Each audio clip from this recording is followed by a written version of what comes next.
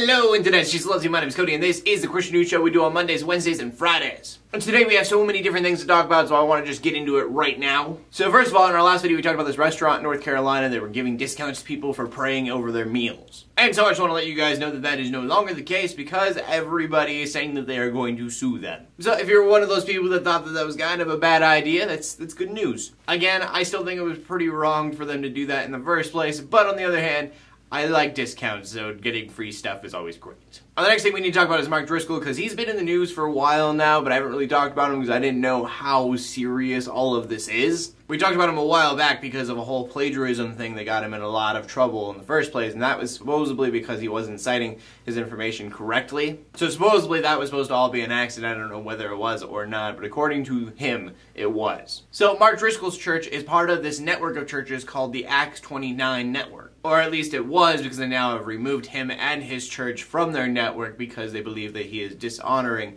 God through his actions. Now, I'm sure the plagiarism stuff has something to do with this, but this really kind of comes on the heels of some comments that surfaced that he had a few years back. Comments that he made about 14 years ago under the username William Wallace II. Which I want to stop there real quick and just point out how terrifying that is, that you can be affected on your job in such a major way from something you did 14 years ago. Which begs the question, what did he say that was so bad that he's getting in trouble for it now? Well, it turns out that Mark Driscoll has turned from his ways and he does not believe what he believed back then, but back then, he was a lot sexist. And so, of course, I'm going to leave everything in the description below if you want to read everything that he said, but he said a lot of things like, I'm making up new words, like male lesbian, which is any man who thinks and acts like a woman because he thinks that makes him a better person. And again, if you want to read everything that he said, you can do that, because it does get a little bit worse, but just, you gotta get the gist from that, I think. So, I don't know, I like Mark Driscoll, but I also didn't know about all of this until just now. I knew that I didn't agree with him on a lot of stuff dealing with gender roles, but I didn't know that he was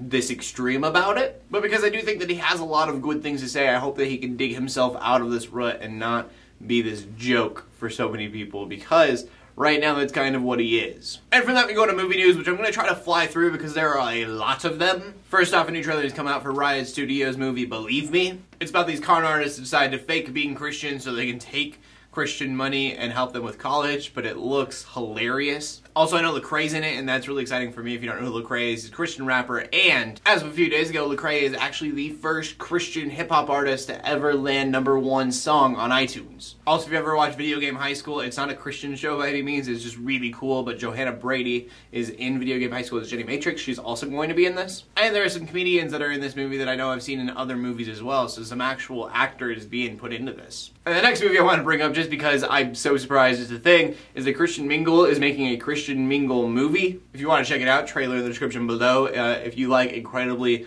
cheesy, badly acted rom-coms, it's gonna be perfect for you. And then our last movie is called Clavius or something, but this actually looks really interesting. It's gonna be about a centurion who has to go out and try to find the body of Jesus after the resurrection, I think about 50 days after it said. So I think it's gonna be kind of cool. It's like a point of view of the Easter service from a guy who isn't Christian, so that should be really interesting. And although it is going to be a fictional story, he is going to see a lot of historical figures, and I think it's going to be really cool. You can take liberties that way, and I love when a movie can take liberties without making everybody angry. So there is no trailer for that quite yet. It is a little bit far off. It's going to be coming out next Easter. And from that, we go on to the final story of the day, which brings us back to ISIS and Iraq. I know we talked about them in the last video. ISIS being the Islamist terrorist group in Iraq that is trying to commit genocide. Last time we talked about it, we just said, hey, CNN's talking about it, so it's finally becoming a big deal to everybody. So today we have a little bit more of an update. Last night, Obama was talking about this whole situation, saying that if we need to take action, we will stop genocide if we have to, because that's what this is. And then very early this morning, the United States military dropped 2 500-pound bombs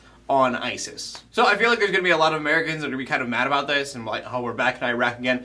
Obama is not sending military there for sure. The president's saying there's no reason for us to be there because it's not really our fight, but we will support Iraq in fighting these guys as much as possible. And even the airstrikes, they weren't really to help Iraq so much as to defend our own embassy and our own assets that are there in Iraq already. So, I mean, I hate when our country has to go to war because anytime it does, the economy sucks here, but if we can stop genocide, then I have no problem with us doing so. And I think that's a main point. Genocide is awful, and if we can stop it, we probably should. From that, we go to the question of the day. I know I asked this not too long ago, but I know there's a lot more people watching my video now because we have a bunch of new subscribers.